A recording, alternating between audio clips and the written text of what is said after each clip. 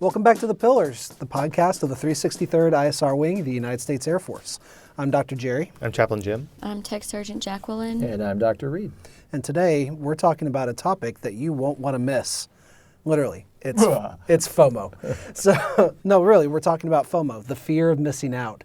And this is the idea that we have this apprehension that other people are having these rewarding experiences or doing these really cool things that we're not a part of. And so we're literally fearing that we are missing out on some great experience. And a lot of us get this apprehension just, through the course of our normal conversations and interactions with colleagues, and they're talking about a great vacation they had or a really cool investment experience that maybe we missed out on. But I think it's more pervasive now, just with how social media has come into and controlled all of our lives, to the point where we are constantly bombarded with all the interesting and fascinating things that people are doing, and we come to feel like our lives are not measuring up by comparison. So, Dr. Jerry, who came up with this concept, or how long has this been around, or what do we know about it? Well, it was actually first coined in 1996, and I believe was published in the year 2000, before the internet had really hit its stride. Chaplain Jim, you know a bit more about this, right? Yeah, it was Patrick McGinnis at Harvard University that coined the term of FOMO, and he applied it immediately to business, entrepreneurship, and then, of course, the internet. Social media has increasingly become more and more something that causes us, as you just said, to feel like we're missing out. That can be really especially impactful if you're flying, you're in a plane, you can't be checking your phone, or you shouldn't be, or you're in a building that's secure and you're not allowed to bring your phone in. So you feel like you're missing out on updates throughout the day. Some solutions have also been brought up in light of this. One of the top solutions, and this is in the spiritual wheelhouse as well as the psychological, is acceptance and being present in the moment and recognizing the importance of the actual moment. And we tend to think we're going to miss out, so we might be in a family engagement and we check a social media app, or we check our email, or we do something like that, thinking that that's more important than the actual moment. But sometimes you miss out on life by going to these other places. So you're actually really missing out by doing these things. Oh, absolutely. And I think the deeper psychological drive is this wanting to be connected. And not gain the sense of social connectedness that we really want or feel like we're able to achieve. And paradoxically, we'll turn to social media to try to get some semblance of that, partially because it has what's called a low cost of access. So, you can literally anywhere you are, as long as you have a good Wi-Fi connection or internet connection, you can get on social media and feel like you are having some semblance of a social experience without actually having to invest any time or energy. The problem is this can lead to almost like a Skinner box addiction to social media. And we're seeing that more and more where people feel a lot of intense anxiety when they're disconnected from their smartphones or they're not able to check or update social media. Yeah, and you're making a great point, and I think that there's a tendency with these kinds of things to attribute this anxiety to a particular generation, but I want to share an example that happened recently where this came up from my mom, who's not a digital native, so to speak, right? So she's just disconnected by distance, and my daughter had a birthday, and a couple of days had passed, and she was a little bit sad that she wasn't able to make it to the birthday. A couple of days had passed, and she started asking me about when we were going to start putting photos from the birthday on social media. And it was sort of creating this anxiety for her, discomfort. And I felt compelled in the moment to kind of respond to her to allay some of her anxieties and say, like, oh, hey, we'll scrape together some pictures from the event, and we'll post them as soon as we can. But it was an interesting experience, and this is coming from someone who's a bit older, let's say. When I think about FOMO, I don't think necessarily about not having my phone in a skiff during the day. For me, what I think about is we are military, detached from family, wherever family is. So I have family here, my husband and my child, but my family as a mom, dad, sister reside in Texas. And so when they do fun things together, I'm like, man, I've got some serious FOMO. And I will tell my sister that. And my nephew's birthday is coming up this weekend, and they're having a big pool party and just a huge fourth birthday party for him. And I'm feeling a little bit of FOMO this week. Absolutely. A couple of weeks ago, I went to Colorado, and it was beautiful and wonderful for a resilience retreat. And I posted a picture on social, and my sister said, FOMO. So everybody in some sense feels Sure. FOMO, Yeah. right? But I think military, we experience it maybe a little bit more because Yeah. it's not common for us to be close to our ties like that. Absolutely. And I think there's different stages of life where this hits you hard too. Like all of us around this table have kids. And so if you think back to when you were married without kids or when you were single, you had different opportunities for experiences. You could be more spontaneous. Maybe you're going out with friends more frequently. And I know for me, I'm the first kid, I guess, in my family to have kids of my own. And so that's precluded me from being able to get involved in certain family events. Like just a year or two ago, my parents and both of my younger sisters went to Germany on a family vacation together. And my wife and I couldn't go, one, because of the military, and two, because we couldn't arrange childcare or take the kiddos with us. And so I'm seeing all this and hearing about all this great stuff that they're doing on social media, and I definitely feel like I'm missing out. And so it can definitely be hard.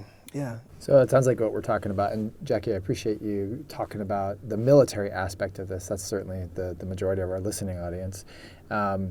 It really plays to some of our anxieties, or maybe a better way to say it is it plays to our needs for social inclusion and belongingness. And when we aren't getting those needs met, sometimes we behave in ways that we can cope through social media, trying to get those needs met. But it may actually create something akin to an existential anxiety, which I know is something that we talk a lot about on this show. I'm not sure why that is, but that theme seems to keep coming up. Well, and you mentioned scanner boxes earlier, and for a layman listening, from what I understand, it's something that kind of keeps you in the system, right? Essentially, something like going to a casino or some. So, am I right? Yeah, you're absolutely right. Good. The pay-to-play apps on smartphones are very they're using this type of technique to keep you engaged and to elicit money from you. But what's interesting is many of those also have a chat feature inside that you can't get to unless if you're playing the game. So some of these games that I've seen, people will say like, well, I need to get in there so I can, because I might be missing out on an important chat, especially if you're playing with people worldwide in this community-based game. And so I see people who all the time are constantly, you see the phone sideways, everyone like going out and checking real quick and hitting it. And like, I got to do this because I'll miss that important interaction with a virtual friend. Right, and like that Skinner box that you were talking about, there's lots of reinforcement that's built into this, right? So we actually feel better by decreasing our anxiety, by decreasing missing out, and we get little hits of dopamine every time we, or other neurotransmitters that actually help us stay connected or have feelings of connectedness with other folks. So on a neurochemical level, we get some of that taken care of through our engagement with social media. Right, and the counter to that is that we actually experience a form of withdrawal when that's not available to us or it's not accessible. Good points. And one thing I think that's interesting is now we are in the era of social media influencers. You know what I'm talking about? The people who almost have make a living off of the images that they portray on various platforms and social media.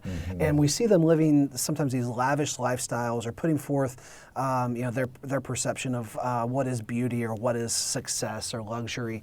And it makes us feel like we are missing out because we're not living up to that lifestyle. And I think in a greater sense of things, without naming any names, this has skewed how we format our long-term goals for ourselves and our own self-perceptions of success. Yeah, I hate the fact that on this show we regularly dime out our children, but I don't think I've seen my daughter so happy in the last little while as when she told me that on a particular social media platform she got like 1,000 likes for a video that she posted, and I just couldn't help wondering to myself, like, my goodness, like how long will that happiness last, and how long before she has to post something else and comes to this crashing realization that no one liked it, that it was so you can really see sort of her future thinking, her self-esteem, her feelings of worth hinging on people's responses to some of this. And if you didn't post it, it didn't happen. Right. So in order to make it seem like you're keeping up with other people and to help satiate some of your envy of other people's cool experiences, you have to show them that you're also doing cool stuff too. And so that perpetuates the FOMO in other people. It's just this cycle that keeps going back and forth. All right, we are all looking at you around this table. You've convinced us that there's an issue here that needs to be addressed. Sure. What can we do? What can our listening audience do to kind of minimize these feelings of FOMO? Lots and lots of things, fortunately. I think the first one is just trying to change your focus, reshape what you're looking at, and try to understand everything in context. So, yeah, on social media, most of the time, people are posting the very best experiences that they're having.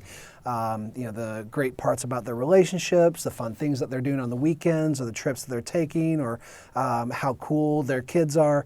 And we don't see all the negative things that come with all of that. And so we're painted a skewed picture on what reality looks like for other people, and ours, because we do have the full picture, seems to pale in comparison. So keeping that awareness that we're seeing the best of the best can help us minimize that feeling of FOMO sometimes.